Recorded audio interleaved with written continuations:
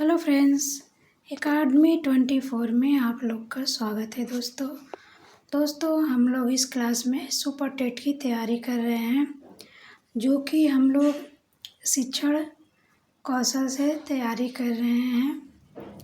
तो चलिए आज की कुछ इम्पोर्टेंट क्वेश्चन है उसको देखते हैं, जो अभी हम लोग प्रारंभिक शिक्षा से ही क्वेश्चन कर रहे हैं, क्योंकि ये जो लेसन है बहुत लॉन्ग है, तो इससे जितने भी क्वेश्चन बन सकते हैं हम 2 क्लास और लाएंगे जो प्रारंभिक शिक्षा के होंगे, नहीं तो एक ही में ही ऐड कर देंगे।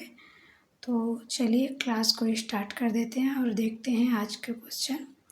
तो पहला है आपका, शिक्षा का मुख्य उद्देश्य क्या है? तो शिक्षा का मुख्य उद्देश्य है मानव का विकास करना, तो इसका बी सही होगा। दूसरा देखते हैं, शिक्षा व्यक्ति की किस क्षमता का विकास करती है या करता है? शिक्षा व्यक्ति के किस क्षमता का विकास करता है? तो स्वयं को पहचानने एवं योग्यताओं के विकास की, तो इसका दूसरे का सी सही होगा। अगला, महर्षि वेद व्यास के अनुसार शिक्षा क्या सिखाती है? तो महर्षि वेद व्यास के अनुसार शिक्षा जीवन में सभी व्यवहार करना सिखाती है, तो तीसरे का बी सही होगा। अगला देखते हैं, प्राचीन समय में शिक्षा को क्या कहा जाता था? प्राचीन समय में शिक्षा को क्या कहा जाता था? तो शिक्षा को विद्या कहा जाता था, तो चौथे का पहला सही होगा आंसर। पांचवा देखते हैं, विद्या शब्द की उत्पत्ति किस धातु से हुई है? विद्या शब्द की उत्पत्ति विद शब्द से हुई है, तो इस पांचवें का सी सही है। अगला, शिक्षा शब्द संस्कृत के किस धातु से बना है? शिक्षा शब्द संस्कृत के किस धातु से बना है? तो शिक्षा से, इसका बी सही होगा। सातवां देखते हैं, शिक्षा की प्रक्रिया कब से प्रारंभ होती है? शिक्षा की प्रक्रिया कब से प्रारंभ होती है? तो एक जन्म के साथ से ही शिक्षा की प्रक्रिया प्रारंभ हो जाती है, तो इसका सी सही होगा सातवें का। अगला, संकुचित अर्थ में शिक्षा किसे कहते हैं? संकुचित अर्थ में शिक्षा किसे कहते हैं? तो विद्यालय में दी जाने वाली शिक्षा को संकुचित शिक्षा कहते हैं, तो आठवें का बी सही होगा। अगला देखते हैं, व्यापक अर्थ में शिक्षा का संबंध किससे है? व्यापक अर्थ में शिक्षा का संबंध जन्म से मृत्यु तक के सभी अनुभवों से है, तो इसका सी सही होगा। अगला 10वां देखते हैं, अंग्रेजी में शिक्षा को क्या कहते हैं? अंग्रेजी में शिक्षा को एजुकेशन कहते हैं, तो इसका बी होगा आंसर 10वें का। अगला, एजुकेशन शब्द की उत्पत्ति किस भाषा से मानी जाती है? तो एजुकेशन शब्द की उत्पत्ति लैटिन भाषा से मानी जाती है, तो इसका सी सही होगा 11 का। एजुकेटम का अर्थ क्या होता है? एजुकेटम का अर्थ होता है शिक्षा देना या प्रशिक्षण देना, 12 का बी सही होगा। अगला, एजुकेयर का अर्थ क्या होता है? एजुकेयर का अर्थ होता है बाहर निकलना अथवा विकसित करना, बाहर निकलना अथवा विकसित करना, तो इसका सी सही होगा, 13 का सी सही है। अगला, एजुकेयर का अर्थ क्या होता है? तो एजुकेयर का अर्थ होता है शिक्षित करना एवं पालन पोषण करना, 14 का ए सही है। व्यापक दृष्टि से शिक्षा का प्रभाव कब तक रहता है? व्यापक दृष्टि से शिक्षा का प्रभाव जन्म से मृत्यु तक होती है, तो 15 का डी सही होगा। 16, औपचारिक शिक्षा का उद्देश्य कैसा होता है? औपचारिक शिक्षा का उद्देश्य कैसा होता है? तो सामान्य तथा आदर्शवादी होता है। तो 16 का पहला सही है। औपचारिक शिक्षा का उद्देश्य कैसा होता है? औपचारिक शिक्षा का उद्देश्य वास्तविक, विशिष्ट तथा समयानुसार होता है। तो 17 का बी सही होगा इसका। 18 देखते हैं, औपचारिक शिक्षा किसका प्रतीक है?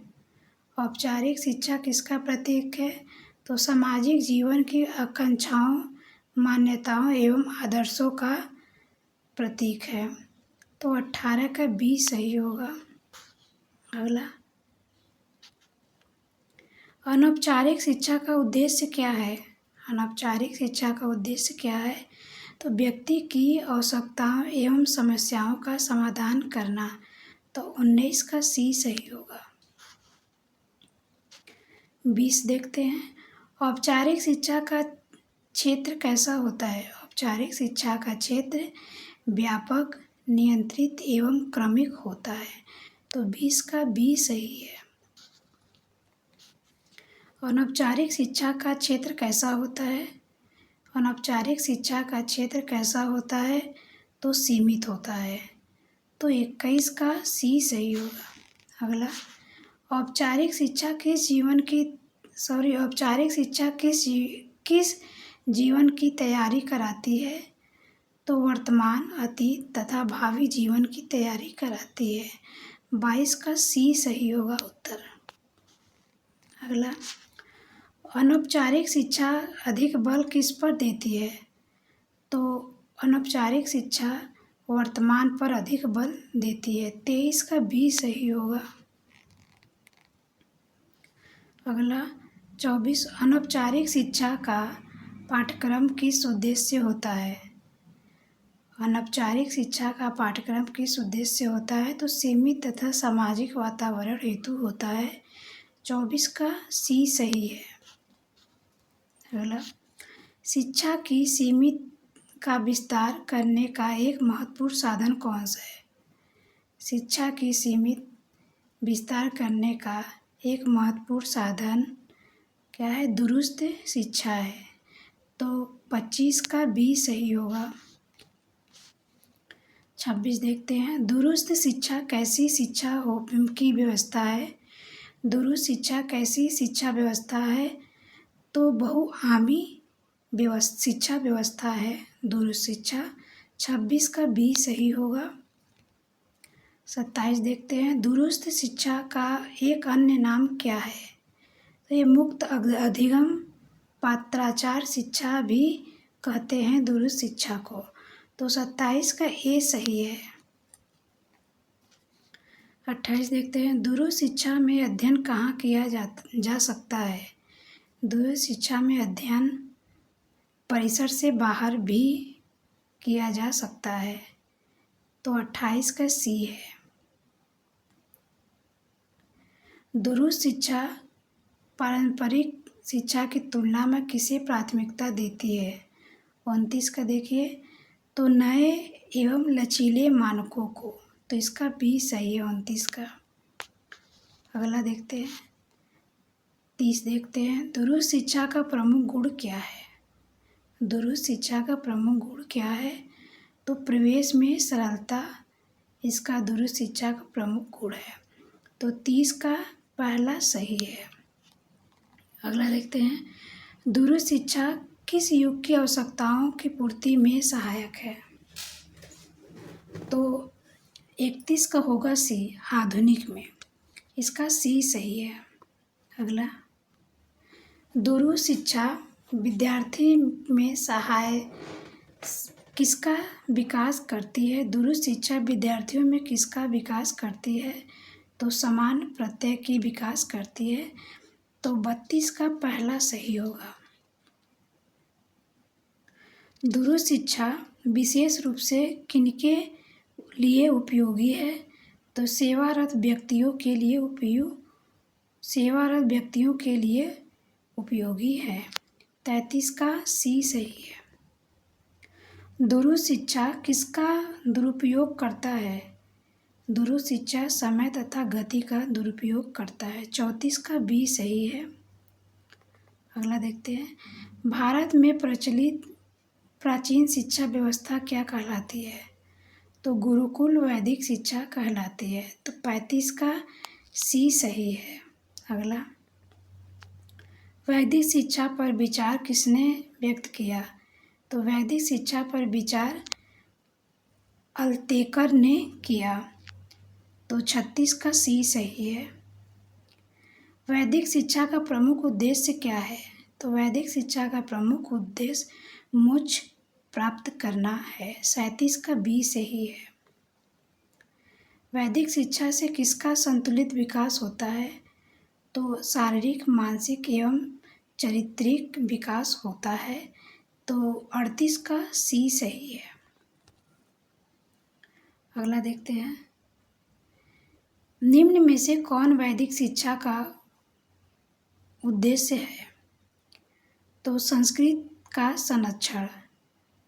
तो 39 का पहला ए सही है। 39 का ए सही है। 40 देखते हैं। बौद्ध शिक्षा प्रणाली का विकास किसके प्रचार के लिए हुआ? तो इसका बी सही है। बौद्ध धर्म के प्रचार के लिए हुआ। तो दोस्तों, आज की जो अपनी क्लास है यहीं समाप्त करते हैं। अगले क्लास में अभी इस टॉपिक से अभी कुछ क्वेश्चन अभी बाकी है, तो अगले क्लास में आप लोग से मिलकर इस क्वेश्चन को पूरा करेंगे। तो आज के लिए इतना ही। नमस्कार दोस्तों।